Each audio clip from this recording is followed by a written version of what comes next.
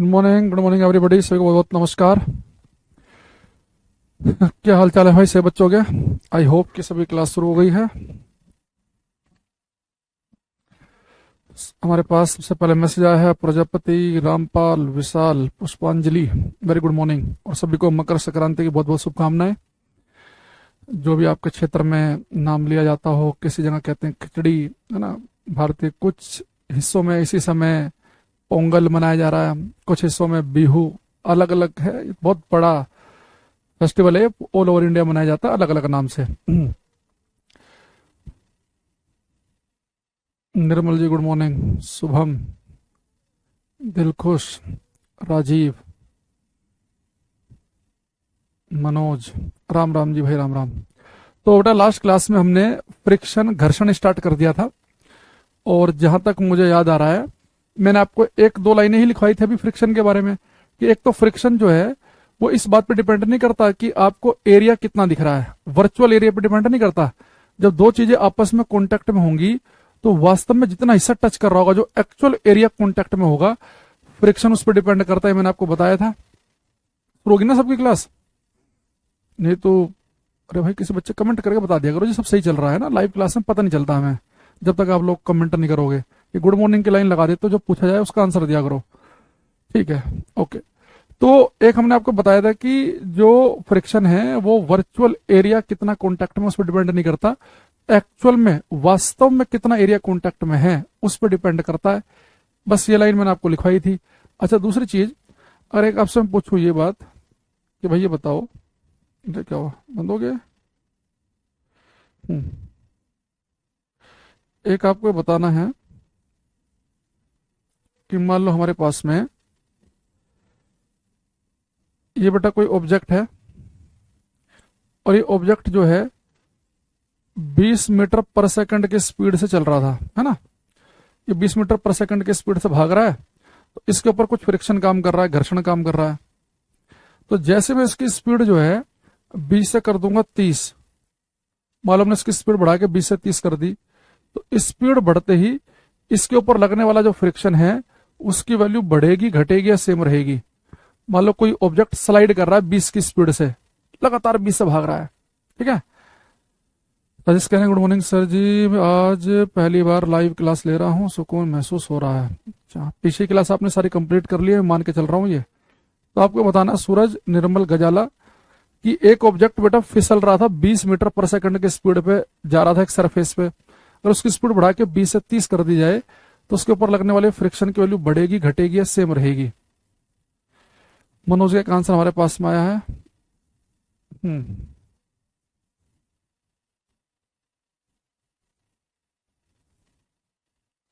देखो, जितने बच्चे कह रहे हैं कि स्पीड बढ़ते ही फ्रिक्शन की वैल्यू बढ़ जाएगी, उनका गलत है। जो कह रहे हैं घट जाएगी, उनका भी गलत है। देखो, फ्रिक्शन की जो वैल्यू है ना, वो इस बात पर डिपेंड करती नहीं कि ऑब्जेक्ट कितनी स्पीड से भाग रहा है, नहीं। अगर मान लो कि कोई आपकी गाड़ी जो है किसी सड़क पे चल रही है, उस सड़क पे चलते समय उस गाड़ी के टायरों पे कुछ फ्रिक्शन लग रहा है। मान लो जब गाड़ी आपकी जा रही थी 40 किलोमीटर पर घंटे की रफ्तार से, कुछ फ्रिक्शन लग रहा था। वही फ्रिक्शन तब भी लगेगा जब गाड़ी 90 किलोमीटर पर घंटे की रफ्तार से जाएगी। स्पीड से फ्रिक्शन के लिए फर्क नहीं पड़ता। हाँ, बस आपको अपनी गाड़ी 40 से 90 स्पीड करनी है तो आपको इंजन से ज्यादा ताकत देनी पड़ेगी, ज्यादा पुश कराना पड़ेगा गाड़ी को, ताकि गाड़ी 40 से 90 पहुंच जाए। मान लो कि जब गाड़ी 40 की स्पीड पे चल रही थी, उससे फ्रिक्शन लग रहा था 100 न्यूटन का, तो गाड़ी को 100 की स्पीड पे चलाओ तब भी 100 का ही लगेगा। तो ऑब्जेक्ट की स्पीड के ऊपर फ्रिक्शन की वैल्यू डिपेंड नहीं करती, ठीक है। तो यहां पर हम लिखेंगे the value of friction, the value of friction, the value of friction does not depend on the value of friction does not depend on speed of object। Hindi में लिखेंगे, घर्षण का मान वस्तु की चाल पर निर्भर नहीं करता है। घर्षण का मान वस्तु की चाल पर निर्भर नहीं करता है। The value of friction does not depend on speed of object. घर्षण का मान वस्तु की चाल पर निर्भर नहीं करता है, ठीक है। चलो अब आगे बढ़ते हैं। अब आप यहां समझेंगे क्लास में कि जो फ्रिक्शन की जो वैल्यू है वो किस बात पर डिपेंड करती है, किस बात पर डिपेंड नहीं करती है ना, इस बात है अब हम।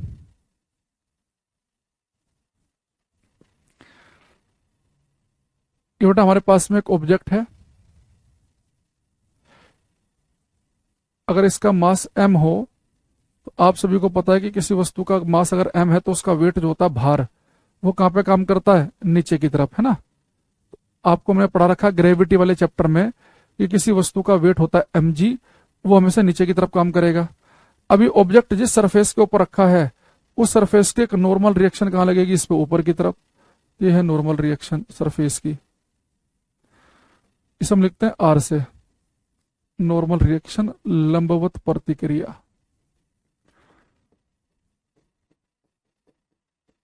ये बताया था ना आपको जब लिफ्ट पढ़ा रहा था मैं, कि जैसे आप जमीन पे खड़े हैं अभी, तो आपका जो वेट है mg वो नीचे की तरफ काम कर रहा है, क्योंकि वेट वो फोर्स है धरती हमारे ऊपर लगाती है। तो धरती माता जितने फोर्स से, जितने बल से हमें अपनी तरफ को खींचती है वो हमारा वेट होता है। तो वेट mg हमेशा नीचे की तरफ काम करता है, डाउनवर्ड डायरेक्शन में। और आप जिस सरफेस पे खड़े हैं वो सरफेस आपके ऊपर एक नॉर्मल रिएक्शन लगाता है, लंबवत प्रतिक्रिया, है ना, ये हम सभी जानते हैं। अभी बेटा मेरे पास जो ऑब्जेक्ट रखा हुआ है, मैंने क्या किया, इस ऑब्जेक्ट के ऊपर एक फोर्स लगाया, इसे मैं कह रहा हूं F। मैं इसे F फोर्स से आगे की तरफ को खींच रहा हूं, ठीक। तो मान लो कि मैंने यहां पर रस्सी बांध ली इसके ऊपर और मैं इसे आगे की तरफ खींच रहा हूं, या मैंने इसे यहां से पकड़ के इसे आगे की तरफ खींच रहा हूं। तब अगर ये ऑब्जेक्ट जो रखा हुआ है जमीन के ऊपर, जब इसे मैं आगे की तरफ फिसलेगा, ये आगे की तरफ को जाएगा, तो ये जिस जमीन के ऊपर आगे की तरफ को जा रहा, अगर ये आगे की तरफ को जा रहा होगा तो फ्रिक्शनल फोर्स क्या करेगा, इसे पीछे की तरफ लगेगा। घर्षण जो है हमेशा इस बात का विरोध करता है कि ऑब्जेक्ट किधर को फिसल रहा है। अगर ऑब्जेक्ट आगे की तरफ फिसलना चाहेगा तो फ्रिक्शन लगेगा पीछे की तरफ, अगर ऑब्जेक्ट इधर फिसलना चाहेगा तो फ्रिक्शन लगेगा इधर की तरफ।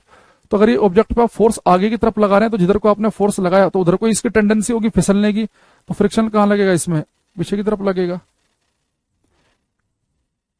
और फ्रिक्शनल फोर्स को हम लिखेंगे स्मॉल एफ से। अब हमें क्लास में समझना है कि जब किसी ऑब्जेक्ट पर हम बल लगाते हैं, फोर्स लगाते हैं, और फोर्स लगा के उसमें धक्का मार के उसे हम आगे की तरफ लेके जाते हैं, तो जो फ्रिक्शनल फोर्स उस पर लग रहा है वो किस बात पर डिपेंड करता है। तो जब वो आता है ना पेपर में कि फ्रिक्शनल फोर्स किस पर डिपेंड करता है, 4 ऑप्शन होते हैं, उनमें से जो ऑप्शन आंसर है उसमें हमारा ध्यान भी नहीं जाता। बेटा जो फ्रिक्शन है ना वो इस बात पर डिपेंड करता है कि किसी भी ऑब्जेक्ट पर जो फ्रिक्शन लगेगा वो प्रोपोर्शनल होता है सतह सरफेस के नॉर्मल रिएक्शन के। तो फ्रिक्शन की जो वैल्यू होती है ना वो नॉर्मल रिएक्शन के समानुपाती है। तो ये ऑब्जेक्ट जिस जमीन पर रखा है वो जमीन जितना ज्यादा नॉर्मल रिएक्शन लगाएगी, जितना ज्यादा लंबवत प्रतिक्रिया लगाएगी, उतना ही ज्यादा फ्रिक्शनल फोर्स होगा। तो फ्रिक्शन डिपेंड करता है सरफेस की नॉर्मल रिएक्शन पे। बड़ा इंपॉर्टेंट लाइन है ये। अच्छा, जब आप ये प्रोपोर्शनल का चिन्ह हटाएंगे तो एक कांस्टेंट आएगा, उस कांस्टेंट को यहां पे लिखते हैं म्यू से। तो फ्रिक्शन का फॉर्मूला हमारा बन गया F is equal to mu R, ठीक। यहां पे म्यू को बेटा हम कहते हैं कोफिशिएंट ऑफ फ्रिक्शन, घर्षण गुणांक, कोएफिशिएंट ऑफ फ्रिक्शन, घर्षण गुणांक।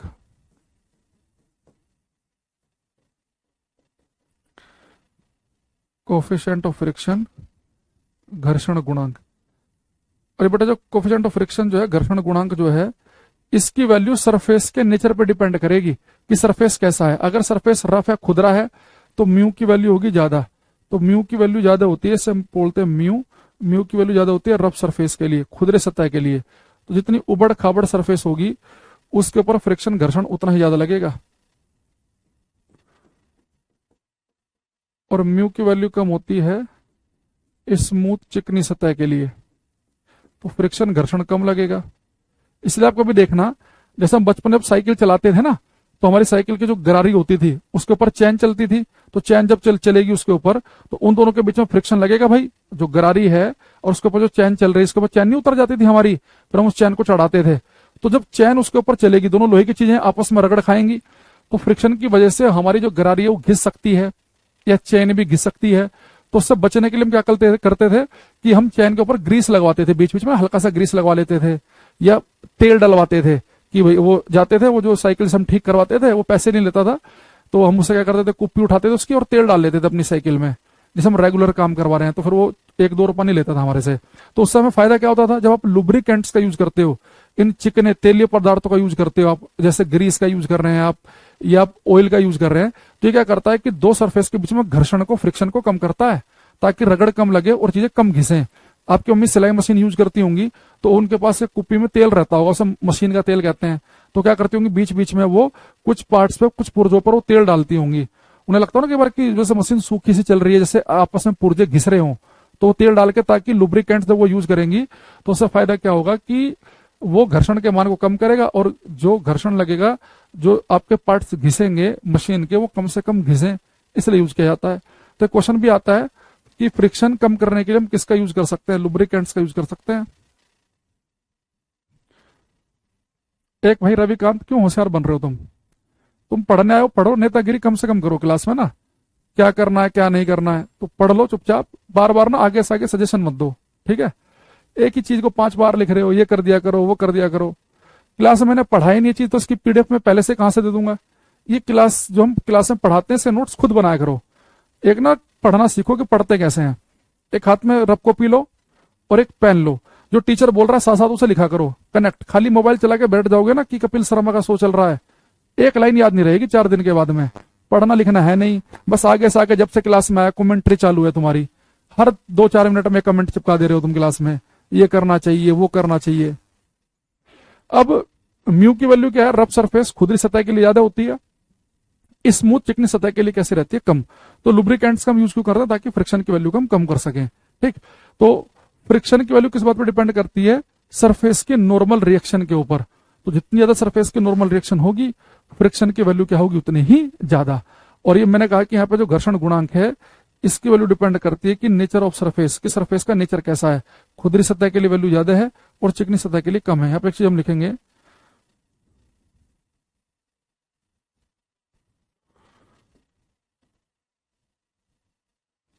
Friction can be reduced, friction can be reduced, friction can be reduced by using lubricants. Hindi में लिखेंगे, लुब्रिकेंट को हिंदी में स्नेहक भी कहते हैं, स्नेहक या चिकने पदार्थ। हिंदी में लिखेंगे, घर्षण का मान स्नेहकों या चिकने पदार्थों का उपयोग करके कम किया जा सकता है। स्नेहकों, घर्षण का मान स्नेहकों या चिकने पदार्थों का उपयोग करके कम किया जा सकता है,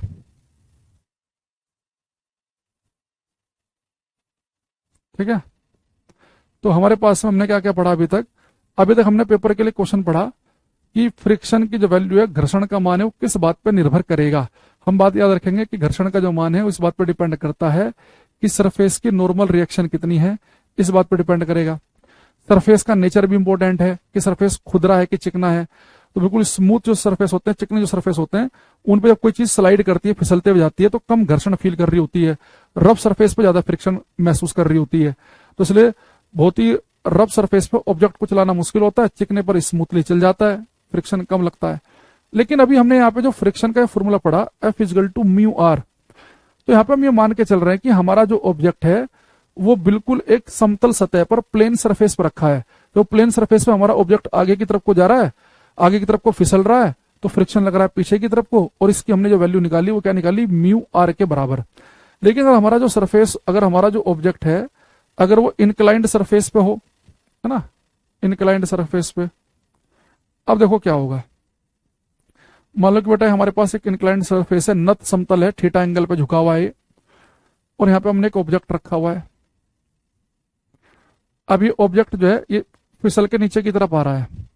तो कोई भी चीज आपको पता है कि उसका जो वेट है वो हमेशा कहाँ पे काम करता है, नीचे की तरफ। तो किसी वस्तु का वेट जो है mg, वो हमेशा नीचे की तरफ काम करेगा। सरफेस की जो नॉर्मल रिएक्शन होती है वो हमेशा लगती है 90 डिग्री के एंगल पे। अगर आप बड़े ध्यान से देखें, ये नॉर्मल रिएक्शन जो है इस सरफेस से कितना एंगल बना रही है, 90 डिग्री का बना रही है ना ये। तो नॉर्मल रिएक्शन हमेशा 90 डिग्री के एंगल पे लगेगी, बिल्कुल 90 डिग्री के एंगल पे। थोड़ा यहाँ पे बना देता हूं मैं, और ज्यादा आप बड़े समझ जाओगे। तो नॉर्मल रिएक्शन लगती है हमेशा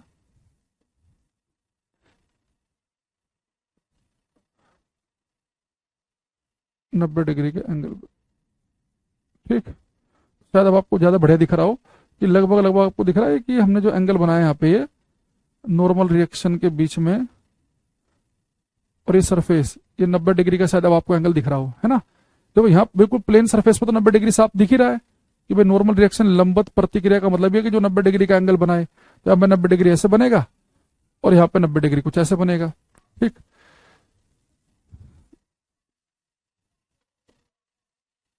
ये हमारी बेटा क्या, नॉर्मल रिएक्शन लंबवत प्रतिक्रिया। अब हमें बड़ा ध्यान समझना कि जब कोई ऑब्जेक्ट को आप इंक्लाइंड सरफेस पे बेटा छोड़ोगे ऐसे, तो नीचे की तरफ को आ रहा है फिसल के। ठीक, अच्छा मैं इसी चीज को अगर थोड़ा सा ये नॉर्मल रिएक्शन वाले पार्ट को अगर हम थोड़ा पीछे की तरफ बढ़ा दूं ऐसे, ये अगर ये बेटा एंगल हमारा थीटा है तो ये एंगल भी होता है थीटा। अगर आपको होगा तो हम प्रूफ भी कर देंगे, है ना, ज्योमेट्री से। तो ये एंगल थीटा तो ये भी थीटा होगा।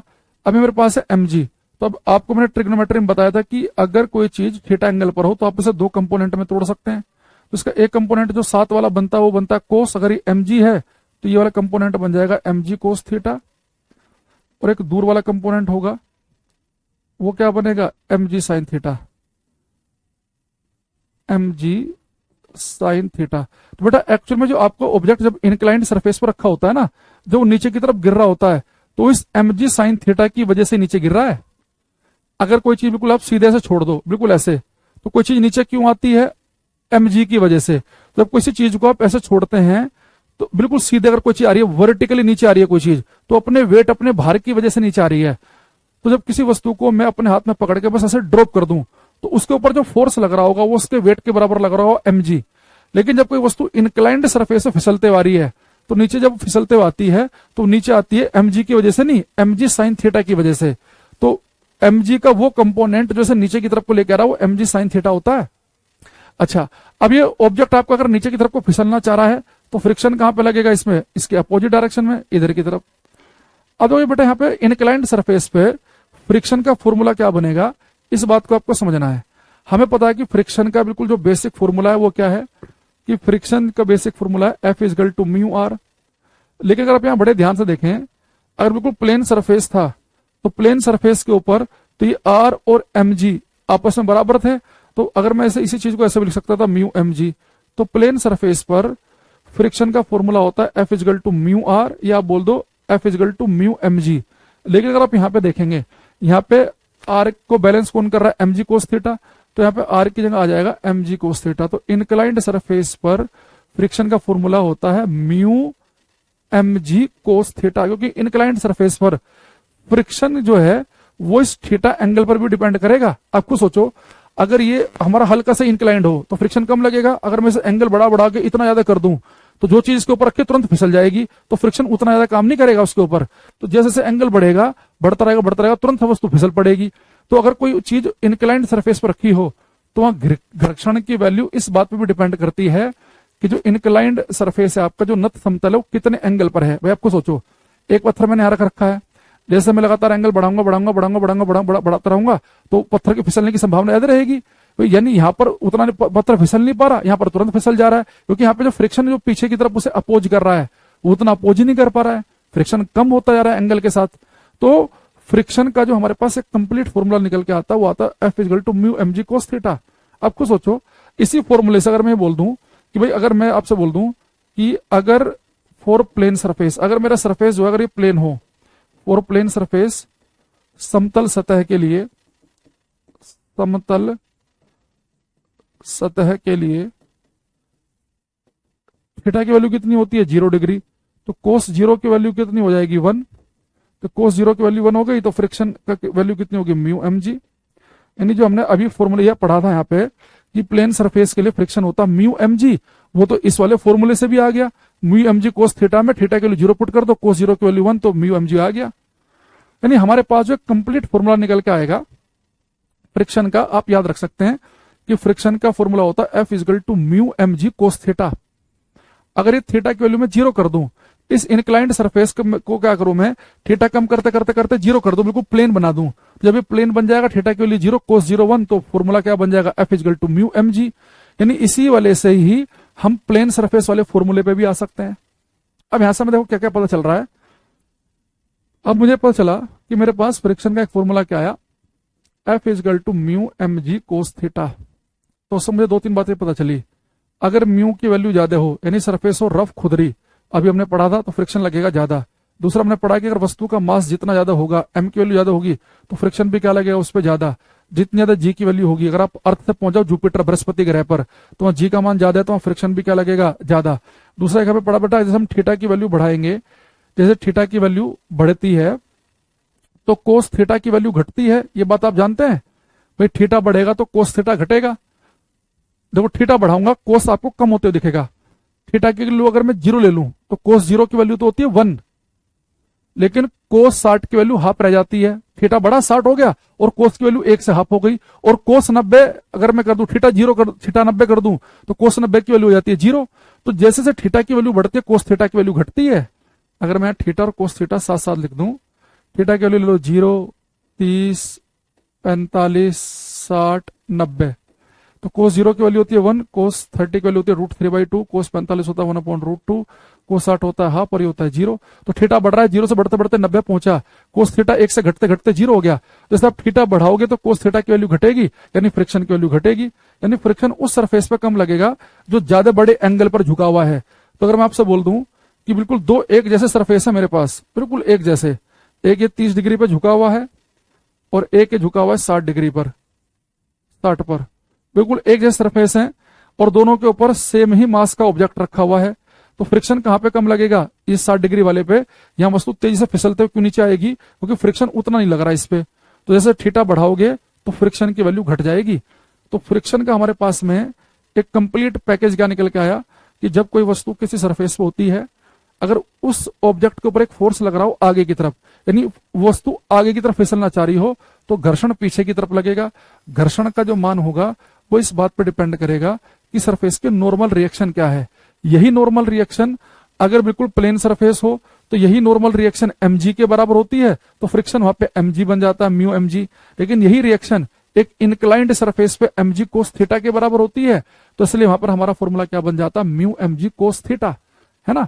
क्योंकि ये r की जो वैल्यू है वो डिपेंड इस बात पे करेगी, मैंने साइन तो लिख दिया, अरे तुमने ध्यान नहीं दिया कोई से ने, यहाँ पे r की वैल्यू mg कोस थीटा के बराबर है। क्या पढ़ाई कर रहे हो तुम, थोड़ा भी ध्यान नहीं तुम्हारा, mg कोस थीटा, तो म्यू mg कोस थीटा। तो हमारे पास में भाई ये बात समझो ना आप कि नॉर्मल रिएक्शन यहाँ पे किसके द्वारा बैलेंस हो रही है, mg कोस थीटा। तो यहाँ पे r mg कोस थीटा के बराबर है और यहाँ पे केवल किसके बराबर था, यहाँ पे r mg के बराबर था। फिर हमने क्या समझा कि जैसे जैसे एंगल बढ़ेगा, थीटा बढ़ेगा, कोस थीटा की वैल्यू घटेगी, यानी कि फ्रिक्शन का मान कम होना शुरू हो जाएगा। ये दो तीन बातें मैंने यहां से पढ़ाई आपको। अब क्वेश्चन शुरू होते हैं आपसे पूछने। अब मुझे पता चलेगा आप कितने ध्यान से सारी बातें सुन रहे थे। तो पहली स्टेटमेंट है, स्टेटमेंट 1 आपको बताना कि ट्रू है कि फॉल्स है। दो स्टेटमेंट लिखूंगा मैं।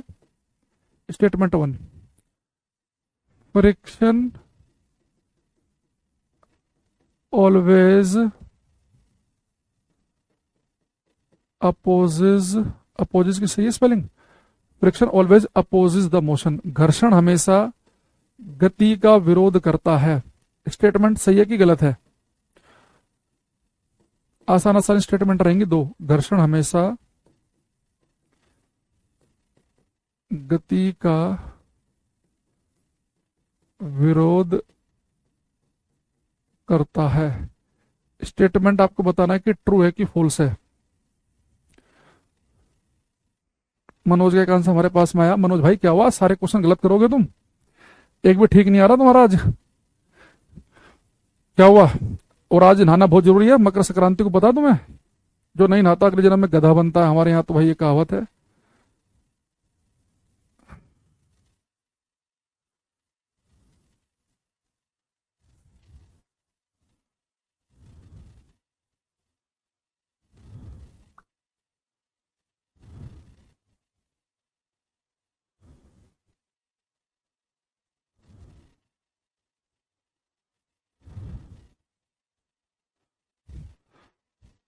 निर्मल, शुभम, संजू, रंजन, जितने बच्चे कह रहे हैं ट्रू, उन सबका गलत है। फ्रिक्शन हमेशा गति का विरोध करता है, ये स्टेटमेंट है रोंग, रोंग, गलत या फॉल्स, जो भी आप लिखना चाहो। अब आते हैं स्टेटमेंट 2 पर। अब शायद आप समझ जाओ कि स्टेटमेंट गलत क्यों थी। स्टेटमेंट 2, फ्रिक्शन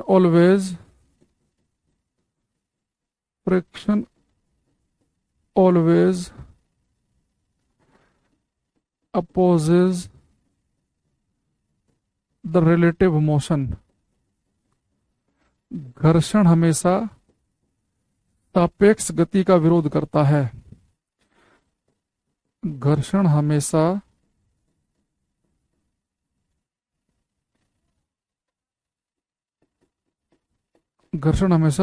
सापेक्ष गति का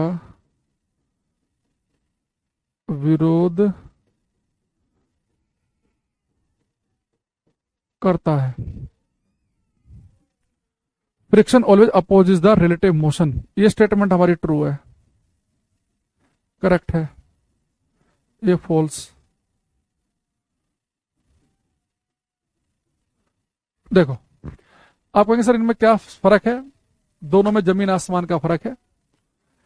ये बेटा देखो, फ्रिक्शन हमेशा सापेक्ष गति का विरोध करने का मतलब पता क्या है कि अगर कोई वस्तु आगे की तरफ भाग रही है तो रिलेटिव मोशन का अपोज करने का मतलब है कि अगर ऑब्जेक्ट आगे की तरफ फिसलना चाह रहा है तो फ्रिक्शन पीछे की तरफ लगेगा, उसके रिलेटिव मोशन का अपोज करेगा कि भाई आपकी टेंडेंसी किधर को जाने की है, आप आगे जाना चाह रहे हो तो फ्रिक्शन पीछे लगेगा, आप पीछे जाना चाह रहे हो तो आगे लगेगा।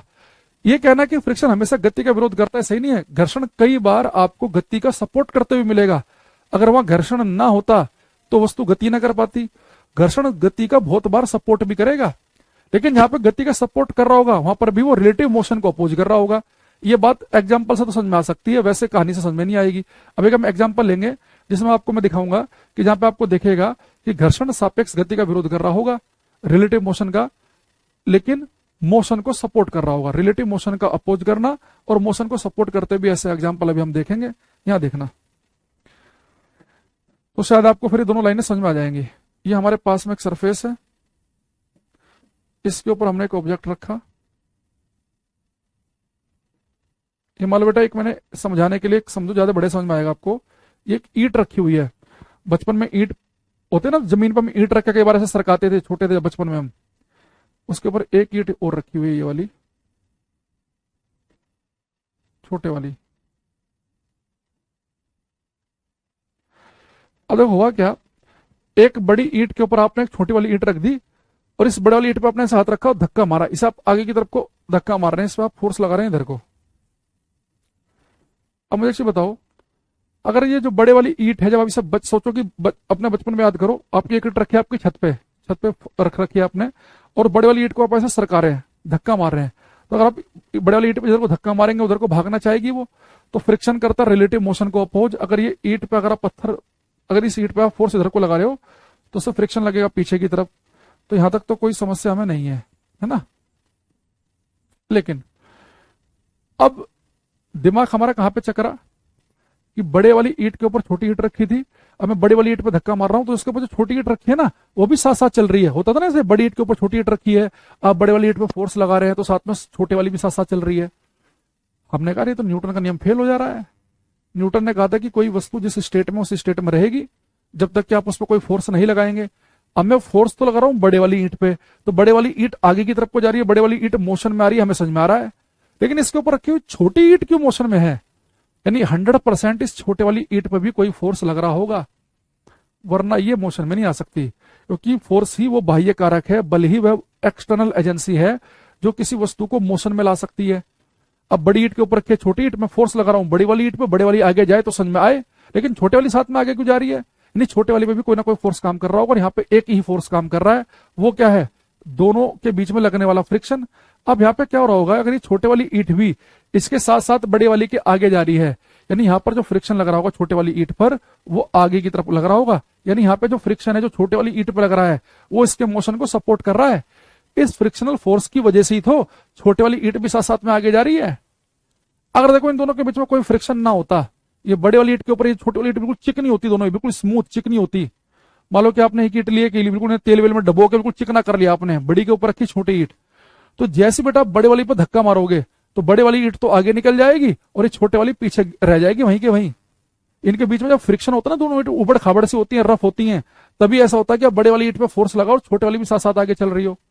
तो यहाँ पे जो छोटे वाली पे जो फ्रिक्शन लगा वो इसकी गति का क्या कर रहा है, सपोर्ट। लेकिन रिलेटिव मोशन यहाँ पे भी अपोज हो रहा है। देखो रिलेटिव मोशन यहाँ क्यों अपोज हो रहा है, जब बड़े वाली ईंट पर धक्का मारते हो, बड़े वाली ईंट आगे की तरफ को जाती है, तो छोटे वाली ईंट पीछे की तरफ गिरना चाहती है। आपको सोचो अगर इनके बीच में फ्रिक्शन ना होता तो छोटे वाली पीछे गिरती, अब छोटे वाली गिरना चाह रही है पीछे, तो इसलिए इसमें फ्रिक्शन कहां पे लग रहा है, आगे की तरफ। तो रिलेटिव मोशन तो यहां पर भी अपोज हो रहा है। भाई बड़े वाली ईंट पे आपने फोर्स लगाया, बड़े वाली ईंट जा रही है आगे की तरफ, तो फ्रिक्शन क्या करेगा, रिलेटिव मोशन को अपोज। बड़ी वाली ईंट पे आपने फोर्स लगाया आगे, तो यहाँ फ्रिक्शन लगा पीछे की तरफ, क्योंकि ईंट अगर आगे जाएगी तो फ्रिक्शन लगेगा पीछे। लेकिन जो इसके ऊपर ईंट रखी हुई है वो क्या करेगी, जब बड़े वाली ईंट पे धक्का मारोगे तो छोटे वाली पीछे की तरफ गिरना चाहेगी, तो उसमें फ्रिक्शन कहां लग रहा है, आगे की तरफ। तो रिलेटिव मोशन यहां पर भी अपोज कर रहा है फ्रिक्शन, और रिलेटिव मोशन यहां पर भी अपोज कर रहा है। तो रिलेटिव मोशन का दोनों जगह अपोज हो रहा है। लेकिन इस केस में फ्रिक्शन इस वाली ईंट के मोशन को सपोर्ट भी कर रहा है। इसलिए हमने बोला पिछले वाले स्टेटमेंट में कि फ्रिक्शन हमेशा गति का विरोध करता है, बात सही नहीं है। फ्रिक्शन कई बार गति का सपोर्ट भी कर रहा होता है, लेकिन जहां वो गति का सपोर्ट कर रहा है, रिलेटिव मोशन वहां पर भी अपोज हो रहा है, क्योंकि छोटे वाला जो पत्थर था वो गिरना पीछे जा रहा है, तो फ्रिक्शन उसमें कहां लग रहा है, आगे की तरफ। तो ये स्टेटमेंट सही है कि घर्षण हमेशा सापेक्ष गति का विरोध करता है। घर्षण हमेशा गति का विरोध करता है जरूरी नहीं है, वो कई बार गति को सपोर्ट भी कर रहा होगा। अगर घर्षण ना होता, अगर फ्रिक्शन ना हो, तो फिर कभी भी ऐसा हो ही नहीं सकता कि बड़े वाली ईंट के ऊपर छोटे वाली ईंट रखी और वो साथ में छोटे वाली भी चल पड़े। जब उनके बीच में घर्षण होता है, उस घर्षण की वजह से छोटे वाली आगे बढ़ती है। अगर घर्षण ना होता तो अगर आप यहाँ पे बहुत सारी ईंट रखी हुई हैं, नीचे वाली पर अगर आप फोर्स लगाते तो नीचे वाली ही आगे को बढ़ती, बाकी सारी की सारी कहां गिर पड़ती, पीछे की तरफ। अरे ये दोनों स्टेटमेंट जो बच्चे शुरू से क्लास देख रहे हैं, उन्हें दोनों बातें समझ में आई कि मैं इन दोनों बातों के द्वारा कहना क्या चाह रहा हूं। रिलेटिव मोशन को समझो कि टेंडेंसी किधर को है ऑब्जेक्ट की गिरने की। अगर ऑब्जेक्ट की टेंडेंसी आगे की तरफ गिरने की है तो फ्रिक्शन पीछे की तरफ लगेगा, और पीछे गिरने की है तो आगे की तरफ लगेगा। अगर सेम साइज है तो सेम साइज भी रख लो, तो सेम साइज में भी अगर वो दोनों साथ साथ चल रही हैं तो इसका मतलब यही है कि आप फोर्स तो लगा रहे हैं नीचे वाली पे। अगर ये आप इसके ऊपर आपने दोनों सेम साइज के रख रखे हैं, सेम साइज के रख लो, एक के ऊपर एक रख लो। आप क्या कर रहे हो, छोटे नीचे वाली ईंट पर फोर्स लगा रहे हैं, अगर ऊपर वाली साथ में चल रही है तो ऊपर वाले फ्रिक्शन आगे की तरफ लग रहा है, क्योंकि कोई भी चीज अगर मोशन में है तो वहां फोर्स होना जरूरी है। तो फोर्स तो मैंने केवल नीचे वाली ईंट पे लगाया, अगर बड़े वाली भी अगर मोशन में आ रही है तो उसके ऊपर भी कोई फोर्स लग रहा हो, यहाँ पे फ्रिक्शनल फोर्स ही है। और इन दोनों ईंट के बीच में अगर चिकनाहट हो तो नीचे वाली पे आप फोर्स लगाओगे, नीचे वाली आगे बढ़ जाएगी, और इनर्शिया की वजह से ऊपर वाली वहीं की वहीं गिर पड़ेगी।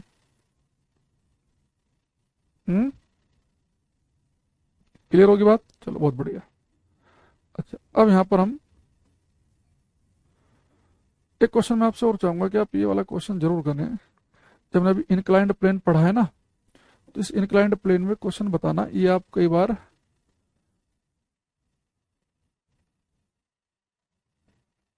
प्रीवियस ईयर में आपको दिख सकता है। ऑप्शन में अभी आपको दूंगा। ये मेरे पास में बेटा एक इंक्लाइंड सरफेस है थीटा एंगल पर, यहां पर एक ऑब्जेक्ट रखा है, ये जमीन से h हाइट ऊपर है,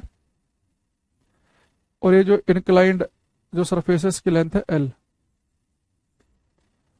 अब यहां से एक ऑब्जेक्ट फिसलते फिसलते हुए नीचे आ रहा है, यहां पे आके टक्कर मारी उसने। तो ये पूछ रहा है कि अगर कोई ऑब्जेक्ट एक इंक्लाइंड सरफेस के टॉप पर रखा हो, अगर कोई ऑब्जेक्ट एक इंक्लाइंड सरफेस के टॉप पर रखा हुआ है, तो अगर वो यहां से रखा हुआ था और वो फिसल के नीचे की तरफ आ रहा है, मान लो ये फ्रिक्शन लेस सरफेस है, घर्षण रहित, या कोई घर्षण काम नहीं कर रहा, बिल्कुल चिकनी सरफेस है, आपने चोटी पे एक पत्थर रखा और फिसल के बिल्कुल नीचे तक आया, तो उसे नीचे तक आने में कितना समय लगेगा वो समय आपको बताना है। ठीक है, तो देखेंगे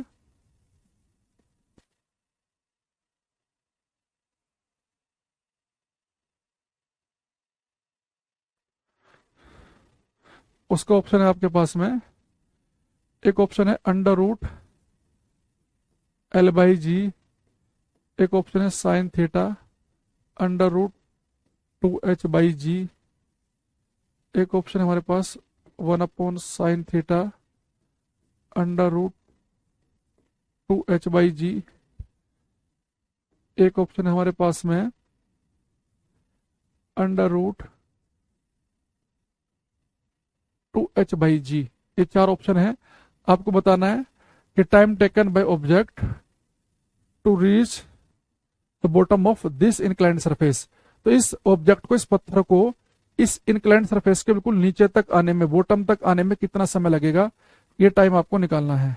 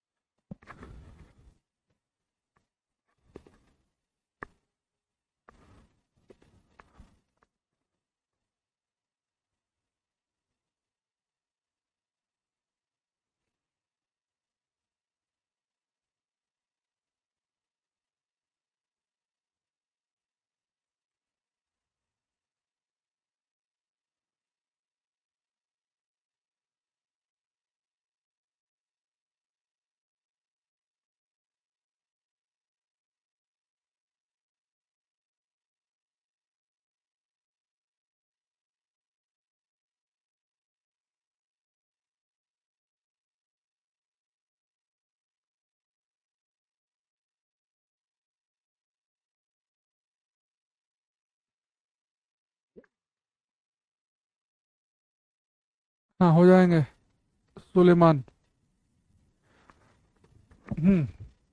देखो, अब यहाँ पे हमारे पास कुछ ऑप्शन आ रहे हैं आंसर।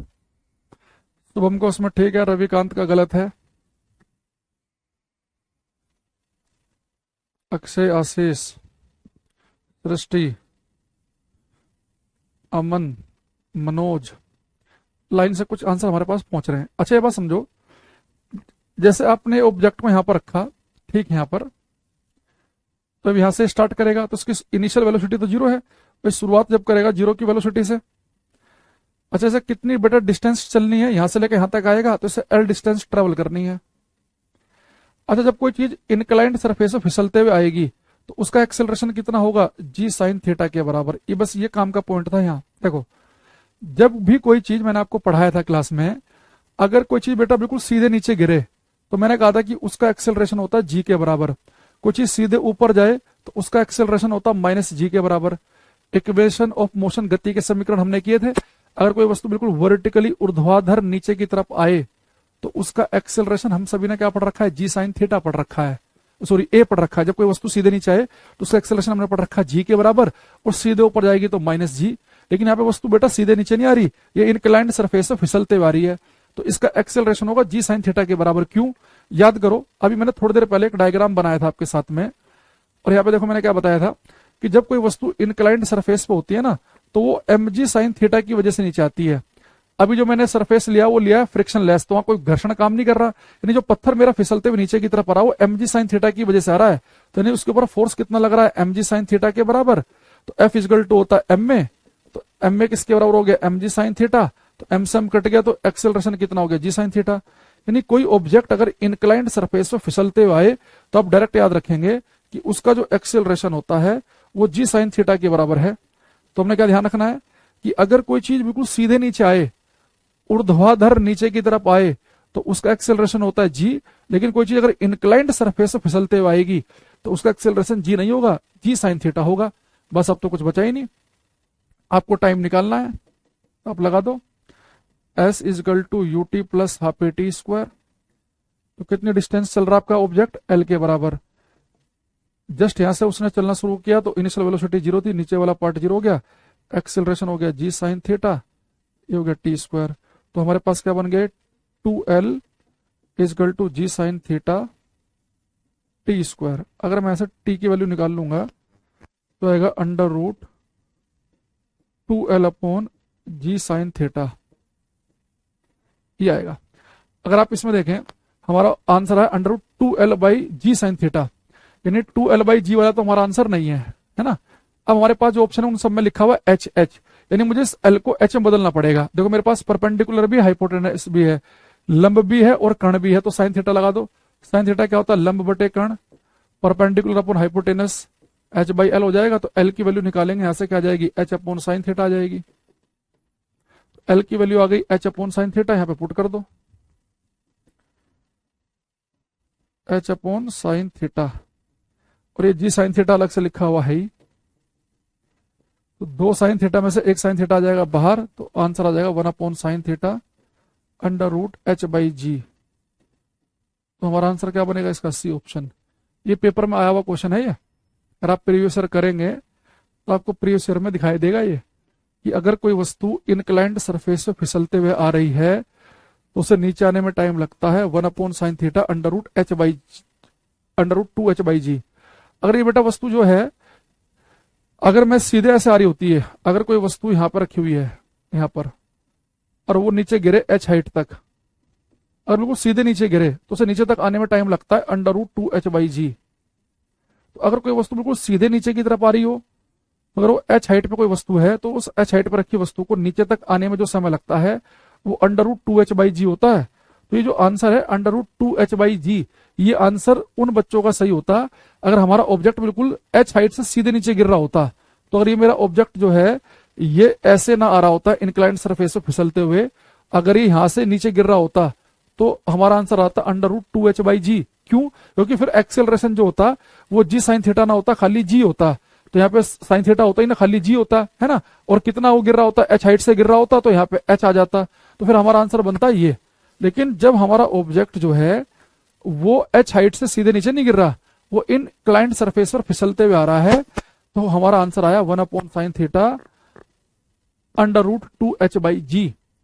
ये बात समझ में आई सभी बच्चों को? इसे आप चाहो तो इस वाले को भी प्रूफ कर सकते हो। भाई h हाइट पे ऑब्जेक्ट रखा है, इसकी इनिशियल वेलोसिटी कितनी है? 0। इसे कितनी डिस्टेंस चलनी है? हाइट के बराबर चलनी है। कोई ऑब्जेक्ट सीधे नीचे आएगा तो उसका एक्सेलरेशन हमने पढ़ रखा है g होता है। टाइम निकालना है तो निकाल दो, s = ut + ½ at²। तो कितना डिस्टेंस चलना है? इस हाइट के बराबर, इनिशियल वेलोसिटी है 0। अब a की वैल्यू खाली g लिखेंगे हम, क्योंकि ऑब्जेक्ट सीधे नीचे गिर रहा है। तो t² कितना हो जाएगा हमारा? 2h/g। तो t की वैल्यू हो जाएगी अंडर रूट 2h/g के बराबर। ठीक है? अरे हाया ना, अगर ये बात समझ में आई है तो एक बार y लिखेंगे, नहीं आया तो n लिखेंगे। मुझे पता चलना चाहिए कितने बच्चों तक बात सही से पहुंच पा रही है। शर्त वही है कि वही बच्चा कमेंट करे जो आज की क्लास में बिल्कुल शुरू से बैठा हो, ठीक 11:15 से, और जिसने पीछे की सारी क्लास ले रखी हो, है ना। जो तभी तो सही से पता चलेगा। आप किसी क्लास में हैं, किसी में नहीं है, तो फिर आप नहीं सही से बता पाएंगे।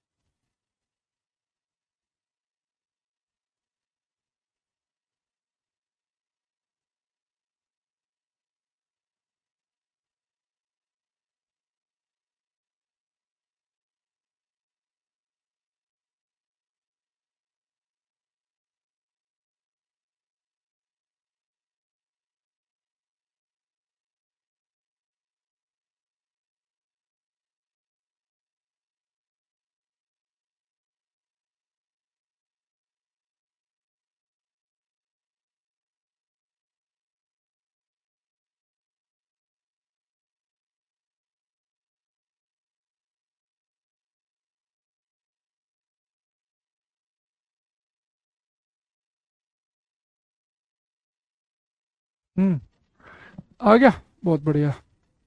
एक नितेश को नहीं आया पूरी क्लास में, इसे कम आया, बाकी सबको समझ में आ गया।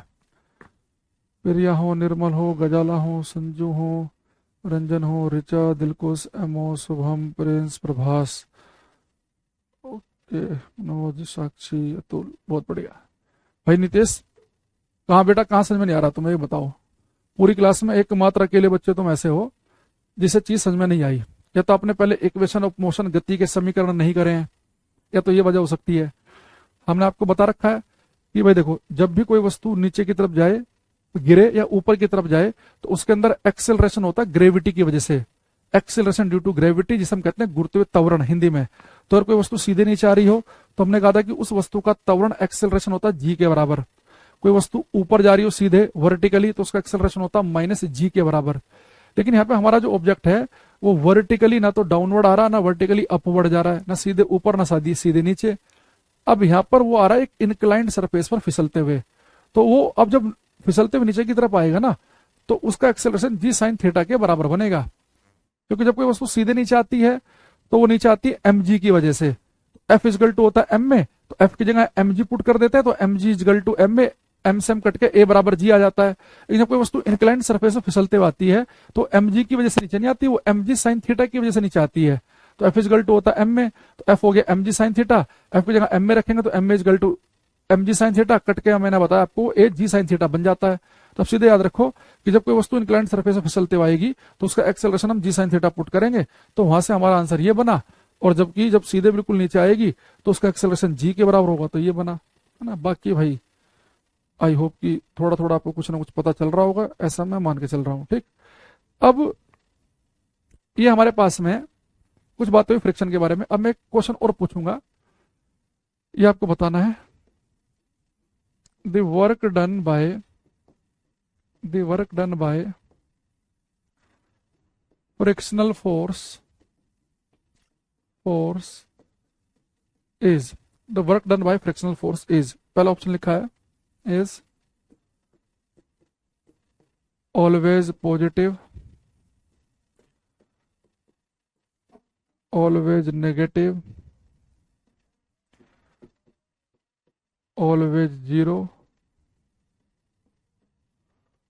इज पॉजिटिव, नेगेटिव और जीरो। आपको बताना है बेटा कि घर्षण बल के द्वारा किया गया कार्य क्या होता है।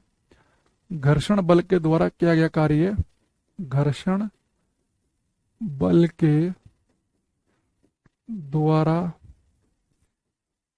किया गया कार्य, पहले ऑप्शन में लिखा है हमेशा धनात्मक, फिर ऋणात्मक, एक में लिखा हमेशा जीरो, एक में लिखा धनात्मक, ऋणात्मक या शून्य।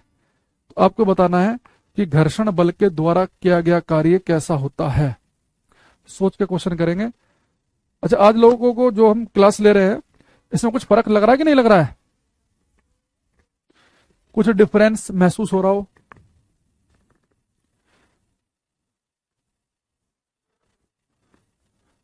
प्रजापति मनोज का ठीक है, मनोज ने देखो सही कर दिया इस बार।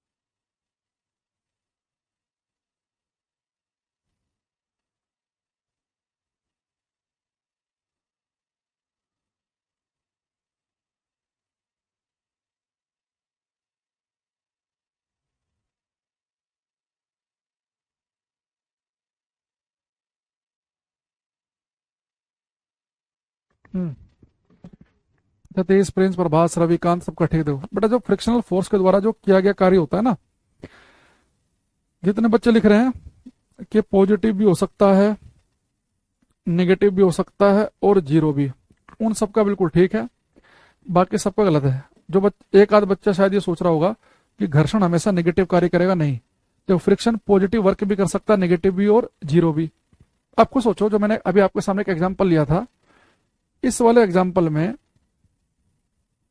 यहां देखना बेटा, इस ऑब्जेक्ट पे मैंने F फोर्स लगाया, तो फोर्स अगर इधर लगाया, ये बड़े वाला ब्लॉक आगे की तरफ को जा रहा है।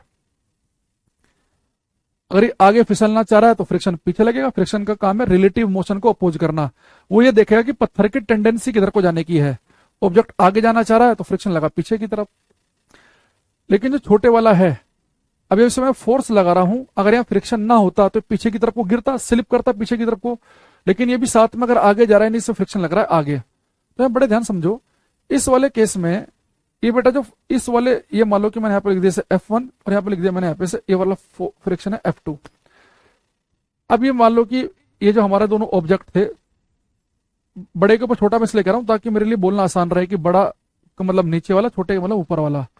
ये दोनों बराबर भी ले लो, कोई फर्क नहीं पड़ेगा, कॉन्सेप्ट सेम ही रहेगा। अब देखो, ये कुछ देर के बाद में बड़े वाले पे फोर्स लगाया मैंने ऐसे, तो फ्रिक्शन F1 लगा इधर को और इस पे लगा फ्रिक्शन F2 इधर को। ये कुछ देर के बाद बेटा यहां चले गए, एस डिस्प्लेसमेंट हो गया इनका। अगर मैं आपसे कहूं कि जो यहाँ पे जो F1 फ्रिक्शनल फोर्स है, इसके द्वारा किया गया कार्य कैसा, आप कहेंगे सर नेगेटिव है। भाई ऑब्जेक्ट जो है वो जा रहा आगे की तरफ, डिस्प्लेसमेंट तो आगे की तरफ है, और ये फ्रिक्शनल फोर्स F1 लग रहा है पीछे की तरफ। यानी इस F1 ने जो वर्क किया, work done by F1, work done by F1, तो बेटा वो कैसा है, नेगेटिव। क्योंकि मैंने आपको बताया था कि वर्क नेगेटिव कब होगा, कि ऑब्जेक्ट जा रहा हो आगे और फोर्स लग रहा हो पीछे। अगर फोर्स और डिस्प्लेसमेंट, बर और विस्थापन दोनों अपोजिट डायरेक्शन में होंगे तो वर्क तो नेगेटिव आएगा ही, है ना। ये हमने पढ़ रखा वर्क वाले चैप्टर में। लेकिन अगर आप यहां पे देखें, ये जो F2 ने वर्क किया, वर्क डन बाय F2, ये भी तो फ्रिक्शनल फोर्स है। अब ये F2 कहां लग रहा है, आगे की तरफ, और ऑब्जेक्ट भी मेरा आगे ही पहुंच गया, तो इसके द्वारा किया गया कार्य कैसा हो गया, पॉजिटिव। इसने जो काम किया है वो कैसा किया है, पॉजिटिव काम किया है।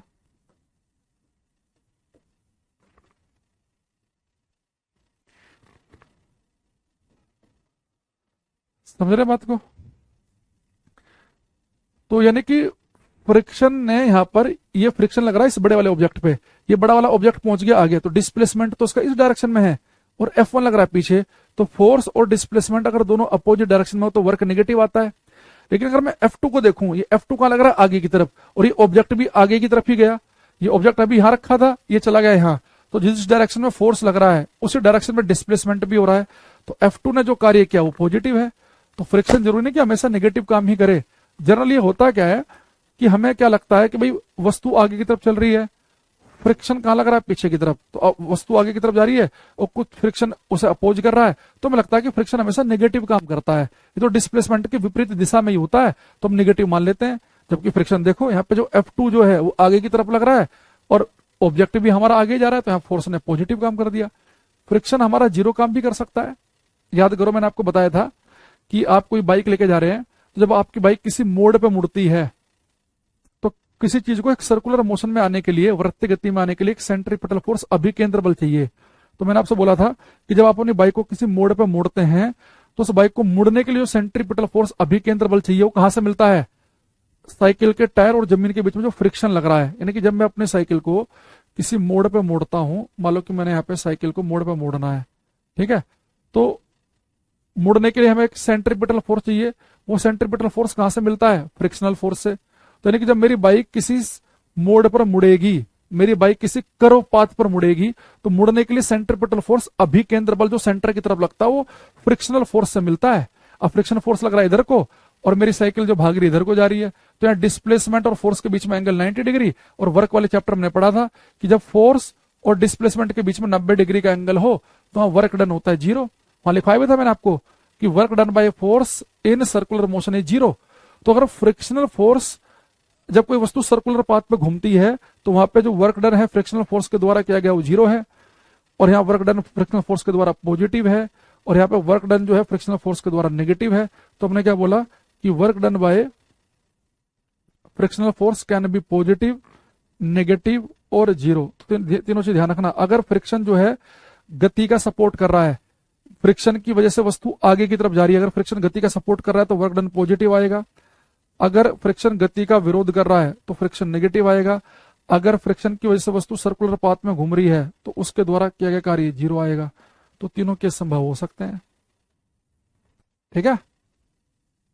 याद करो, बताया था ना कि जैसे आपने एक पत्थर पर धागा बांधा, वो पत्थर को आप ऐसे घुमा रहे हैं, तो पत्थर आपका सर्कुलर मोशन में है, वृत्तीय गति में।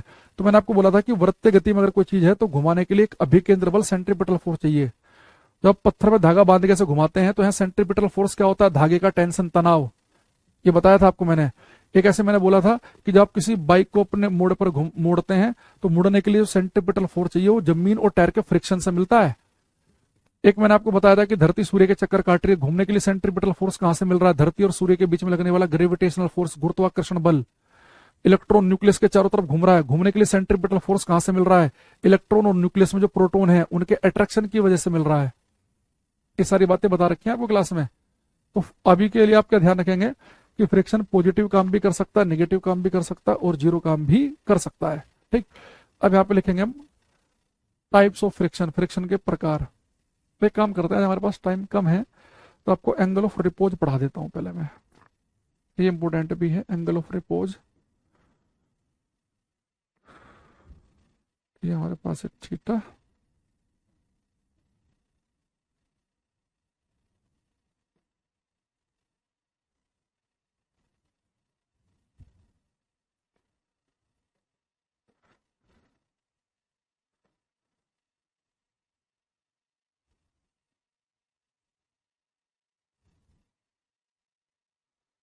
अब मुझे एक चीज बताओ,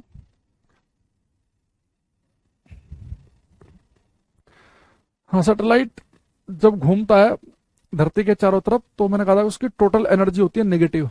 टोटल एनर्जी नेगेटिव होती है मनोज बाउंडेड स्टेट के लिए। तो जैसे सैटेलाइट उपग्रह धरती के चक्कर काट रहा हो, एक फिक्स पाथ पे घूम रहा है, तो उसकी कुल ऊर्जा नेगेटिव होगी। इलेक्ट्रॉन न्यूक्लियस के चक्कर काट रहा है, वो भी बाउंडेड है, बंधा हुआ है, उसकी टोटल एनर्जी भी नेगेटिव होगी। तो बाउंडेड स्टेट की टोटल एनर्जी नेगेटिव मैंने लिखवा रखा है। ठीक है, अब यहाँ जाओ। अच्छा एक काम करो सब बच्चे, रजिस्टर ले लो या किताब ले लो, है ना। इरेस्टर आपका ऐसा है, इसके ऊपर आपको एक रबड़ रख दो, इरेजर रबड़ है ना, रख दिया आपने, कोई भी छोटी सी चीज रख दो। अब धीरे धीरे अपनी किताब को ऐसे खोलना धीरे धीरे किताब को ना, जैसे जैसे भी खोल पाओ ऐसे खोलना। ठीक, अब देखो, अब मुझे एक चीज बताओ, जैसे मैं अगर अपने हाथ से बताऊं, मैंने यहाँ पे एक रबड़ रख रखी है, अगर मैं धीरे धीरे एंगल बढ़ाऊं, बढ़ाता रहूं, बढ़ाता रहूं, तो एक एंगल ऐसा नहीं आएगा क्या जिसमें इस पर रखी रबड़ तुरंत फिसल जाएगी। अगर मैं आपके सामने यहाँ पर एक काम करूं, अपने हाथ में मैं एक यहाँ पे एक देखो ये मार्कर रख रखा है मैंने, अभी टिका हुआ इसके ऊपर, अब मैं लगातार एंगल बढ़ाऊंगा, एक देखो एंगल आया जिसमें से जस्ट फिसलना शुरू कर दिया, अगर आपको दिख रहा हो ये, तो एक एंगल पर ये 1 2 3 फिसलने लगा। तो वो एंगल जिस पर कोई वस्तु फिसलना शुरू कर दे, जिस पर कोई ऑब्जेक्ट फिसलना शुरू कर दे, उस एंगल को हम कहते हैं एंगल ऑफ रिपोज। भाई मान लो यहाँ पे कोई ऑब्जेक्ट रखा हुआ था, ये अभी इंक्लाइंड सरफेस कुछ एंगल पर है, मैंने थोड़ा सा एंगल और बढ़ाया, ये अभी भी यहां पर ही रखा हुआ है, अब मैंने थोड़ा सा एंगल और बढ़ाया, अब मान लो किसी ने फिसलना शुरू कर दिया, तो जिस पे बेटा फिसलना शुरू कर देगा उसे हम कहते हैं एंगल ऑफ रिपोज, विराम का कोण। तो कोई आपसे पूछ ले कि वह न्यूनतम एंगल, वो मिनिमम एंगल जिस पर कोई वस्तु इंक्लाइंड सरफेस पर नत समतल पर फिसलना शुरू कर दे, यानी कि जैसे मान लो मेरे पास एक पत्थर है और मैंने उसे तख्ते पर रख दिया, लकड़ी के किसी तख्ते पे, और इस तख्ते को मैं हल्का हल्का सा उठा रहा हूं जमीन से, समझ रहे हो, ये जमीन है, ऐसे जमीन के ऊपर तख्ता रखा हुआ है, ऐसे जमीन के ऊपर तख्ता रखा हुआ है, और जमीन से मैं इसका एंगल बढ़ा रहा हूं, एक एंगल ऐसा आएगा कि जिसके ऊपर रखा हुआ पत्थर फिसल जाएगा। तो जितने एंगल पे है उस समय ये जमीन से जितना एंगल बना रहा है उसे हम कहेंगे एंगल ऑफ रिपोज। तो वह न्यूनतम एंगल जिस पर कोई वस्तु नत समतल पर रखी वस्तु फिसलना शुरू कर दे, वो एंगल विराम का कोण कहलाता है, उसे हम लिखते हैं अल्फा से। तो इसकी हम डेफिनेशन लिखेंगे,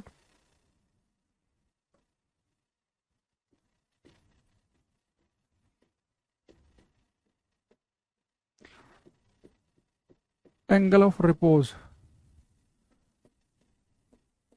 विराम का कोण कहेंगे द मिनिमम एंगल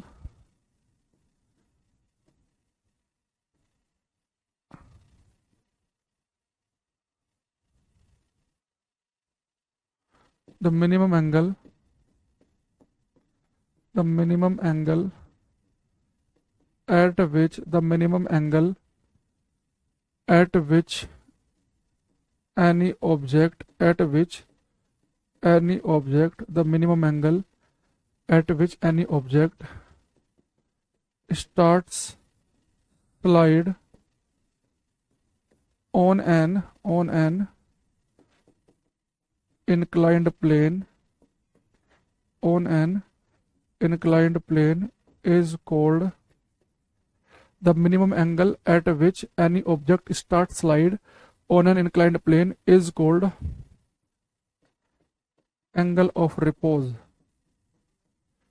हिंदी में लिखेंगे वह न्यूनतम कोण, वह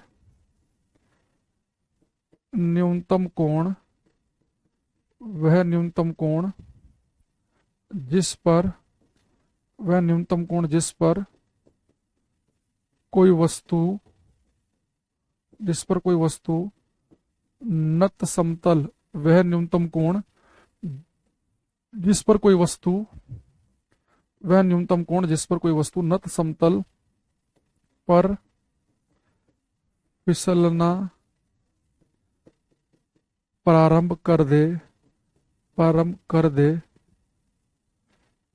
विराम का कोण वह न्यूनतम कोण जिस पर कोई वस्तु नत समतल पर फिसलना प्रारंभ कर दे विराम का कोण कहलाता है।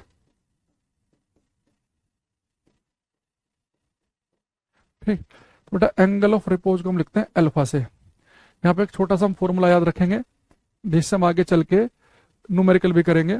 तो हमारा फॉर्मूला होता है, अगर विराम का कोण अगर अल्फा हो तो यहाँ पे एक हमारे पास में रिलेशन होता है mu is equal to tan alpha. Mu क्या, वही कोफिशिएंट ऑफ फ्रिक्शन, घर्षण गुणांक। तो रिलेशन है ये विराम के कोण अल्फा में और कोफिशिएंट ऑफ फ्रिक्शन में, घर्षण गुणांक में।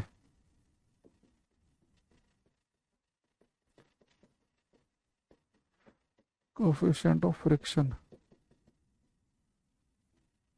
घर्षण गुणांक।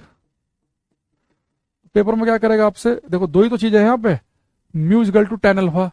तो आपसे कह देगा कि भाई साहब अगर कोफिशिएंट ऑफ फ्रिक्शन की जो वैल्यू है वो 1/√3 है या √3 है, तो आप बताओ कि विराम का कोण कितना होगा, या विराम का कोण 30 डिग्री है, 60 डिग्री है, 45 डिग्री है, तो म्यू की वैल्यू क्या होगी। यानी एक वैल्यू आपको दे देगा, अगर अल्फा दे देगा विराम का कोण तो आपसे कोफिशिएंट ऑफ फ्रिक्शन पूछ लेगा, या कोफिशिएंट ऑफ फ्रिक्शन देगा तो आपसे अल्फा पूछ लेगा। जैसे अगर मैं आपसे कहूं कि पेपर में कई बार इनडायरेक्टली भी कह सकता है आपसे, वो कह सकता है कि एक वस्तु नत समतल पर फिसलना जस्ट शुरू कर देती है अगर उस समय एंगल जो है वो 60 डिग्री का हो या 30 डिग्री का हो, कोई व्यक्ति आपसे बोल देगा पेपर में।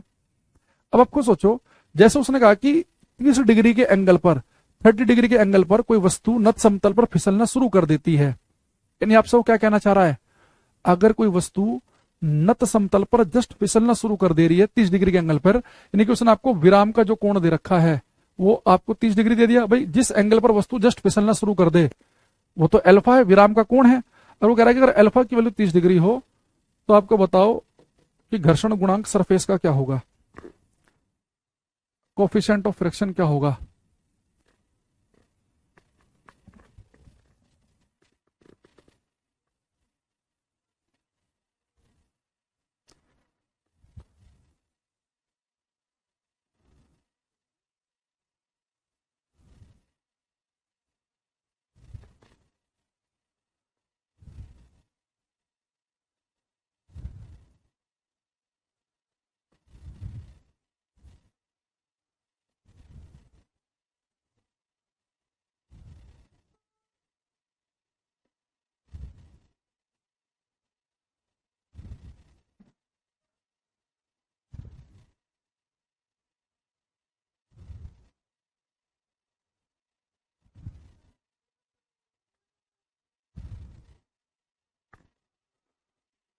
मनोज, प्रभास, स्वम, तीनों का भी वो ठीक आंसर आया है। देखो अगर आपको जब विराम का कोण दे दिया, अल्फा दे दिया, तो म्यू निकालना कितना आसान है। कोफिशिएंट ऑफ फ्रिक्शन क्या होता है, mu equal to tan alpha. यदि विराम का कोण 30 डिग्री है तो घर्षण गुणांक कितना होगा, तो घर्षण गुणांक होता है टेन अल्फा के बराबर। अल्फा की वैल्यू दे रखी 30 डिग्री, बस आपको टेन 30 की वैल्यू पता होनी चाहिए कि 1/√3 होती है। ये हमारा आंसर आ जाएगा। ये कह रहा mu equal to tan alpha कैसे आया। अरे भाई इसके डेरिवेशन नहीं करने की, mu equal to tan alpha कैसे आया, ऐसे याद रखना रिलेशन को। ये कैसे आया तो आप चाहो तो चेक भी कर सकते हो, कह रहा जी कैसे आया। हाँ देखो बेटा सब्जेक्टिव पेपर नहीं है ये, ऑब्जेक्टिव पेपर है ये। यहाँ देखना, ये बेटा अल्फा वो एंगल था जिस पर कोई वस्तु फिसलना शुरू कर दे। इसका मास अगर m है तो वेट mg होगा। ये नॉर्मल रिएक्शन r है। ये अगर e अल्फा है तो ये भी अल्फा बनेगा, तो ये हो जाएगा mg कोस अल्फा। जब कोई वस्तु नीचे की तरफ फिसलती है, ये अल्फा mg कोस अल्फा, ये क्या mg साइन अल्फा। वस्तु नीचे की तरफ आ रही है तो फ्रिक्शन लगेगा पीछे। ठीक, अब देखो अभी मैंने कहा आपसे कि वो एंगल जिस पर जस्ट वस्तु फिसलना शुरू करे वो हमारा कहलाएगा विराम का कोण। ये हमारा अल्फा है। तो मान लो बस जस्ट वस्तु अभी फिसलना शुरू करने वाली है, जस्ट स्टार्ट करने ही वाली है, यानी अभी इक्विलिब्रियम बना हुआ है, अभी वस्तु टिकी हुई है, बस शुरू करने वाली है फिसलना। तो अभी अगर ये दोनों बस जस्ट फिसलना शुरू करने वाली है, अभी फिसली नहीं है, तो यानी जो फ्रिक्शन पीछे की तरफ लग रहा है, जो mg साइन अल्फा लग रहा है, ये यानी कि दोनों एक दूसरे को बैलेंस कर रहे होंगे। F इक्वल टू हो गया mg साइन अल्फा, एक इक्वेशन ये बन गई। दूसरा एक हमें फ्रिक्शन की बेसिक फॉर्मूला पता है कि F इक्वल टू क्या होता है, म्यू आर। ये तो बेसिक फॉर्मूला है फ्रिक्शन का। और आर की वैल्यू इनक्लाइंड सरफेस के केस में क्या होती है, mg कोस अल्फा के बराबर होती है ना। दो इक्वेशन होगी मेरे पास में। अगर मैं इन दोनों को इक्वेट कर लूं, भाई पहली वाली इक्वेशन से फ्रिक्शन क्या मिल रहा है, mg साइन अल्फा के बराबर, और जो फ्रिक्शन का बेसिक फॉर्मूला है म्यू आर, उससे क्या मिल रहा है, mu mg cos alpha. Equation और 1 और 2 से अगर हम देखेंगे तो एम जी साइन अल्फा किसके बराबर आएगा, mu M G cos alpha के। तो एम जी से एम जी कट जाएगा, तो साइन अल्फा को बेटा उधर ले जा, तो या सॉरी कोस को इधर लिया, तो sine alpha upon cos alpha किसके बराबर हो जाएगा, म्यू के। तो साइन बटे कोस क्या होता है, टेन, तो म्यू की वैल्यू हो जाएगी टेन अल्फा के बराबर। ये डेरिवेशन की हमें जरूरत नहीं है, आपको सीधे एक रिलेशन याद रखना है कि जो हमने वो डेफिनेशन पढ़ी कि वह न्यूनतम कोण जिसमें कोई वस्तु न फिसलना प्रारंभ कर दे, शुरुआत कर दे अपनी, तो उसे हम क्या कहते हैं, एंगल ऑफ रिपोज। देखो न्यूनतम कोण क्यों लिख रहा हूं मैं, क्योंकि इससे बड़े कोण पे तो फिसलेगी फिसलेगी। भाई मान लो कोई पत्थर मेरे हाथ पे यहाँ रखा है और मैंने जस्ट इतना एंगल किया और उसने फिसलना शुरू कर दिया, तो इससे बड़े एंगल में तो फिसलना है ही उसे। तो वो न्यूनतम कोण है जिसमें फिसलना शुरू करे, उसे हमने कहा विराम का कोण। और ये विराम के कोण को हमने लिखा अल्फा से, और इस अल्फा से हम क्या निकाल सकते हैं, कोफिशिएंट ऑफ फ्रिक्शन म्यू की वैल्यू। यानी अगर आपको कभी घर्षण गुणांक की वैल्यू म्यू चाहिए तो सबसे आसान तरीका है म्यू निकालने का। बस ये चेक कर लो कि उसके ऊपर रखा ऑब्जेक्ट जो है वो किस एंगल पर फिसलना शुरू करेगा। तो अगर आपको अल्फा पता है तो म्यू की वैल्यू भी पता है, ठीक है। कल की क्लास में हम एक तो करेंगे एंगल ऑफ फ्रिक्शन, घर्षण कोण पढ़ेंगे इसी में ही हम। अभी तो हमने विराम का कोण पढ़ा, एक पढ़ेंगे हम घर्षण कोण, और एक हम पढ़ेंगे कि फ्रिक्शन की 3 कैटेगरी में डिवाइड करेंगे हम। स्टैटिक फ्रिक्शन, जिसे बोलते हैं हिंदी में स्थैतिक घर्षण, एक हम पढ़ेंगे काइनेटिक फ्रिक्शन गतिक घर्षण, एक रोलिंग फ्रिक्शन। इन 3 का हम जिक्र करेंगे क्लास में कल, ठीक है। तो ये कल की क्लास हम करने वाले हैं। आज के लिए हम इतना ही रखते हैं, ये सब पढ़ के आना, ठीक है। एक तो ये डेफिनेशन, ये फॉर्मूला आपको ध्यान रखना आज की क्लास से। फ्रिक्शन के द्वारा क्या कार्य पॉजिटिव नेगेटिव 0 3 हो सकता है, ये भी इंपॉर्टेंट है। एक ये प्रीवियस ईयर का मैंने क्वेश्चन ले लिया, कई बार बच्चों का मेरे पास आता है, इसका भेजते हैं स्क्रीनशॉट लेकर, ठीक है। इसके अलावा मैंने और क्या बताया आपको कि इसमें ये वाली स्टेटमेंट सही है, ये वाली गलत है, ये थोड़ा ध्यान रखेंगे। फ्रिक्शन का जो बेसिक फॉर्मूला के अकॉर्डिंग फ्रिक्शन नॉर्मल रिएक्शन पर डिपेंड करता है। अगर वो सरफेस प्लेन है तो आर यहाँ पे mg हो जाता है, अगर वही सरफेस अगर इंक्लाइंड है तो आर की वैल्यू हमारी कितने के बराबर हो गई थी, mg कोस थीटा के बराबर, ठीक है। इस तरह की कुछ बातें हमने क्लास में पढ़ी, ठीक। तो आज के लिए हम इतना ही रखते हैं, बाकी कल मिलेंगे, ठीक है। Thank you, bye, take care everybody, bye everyone.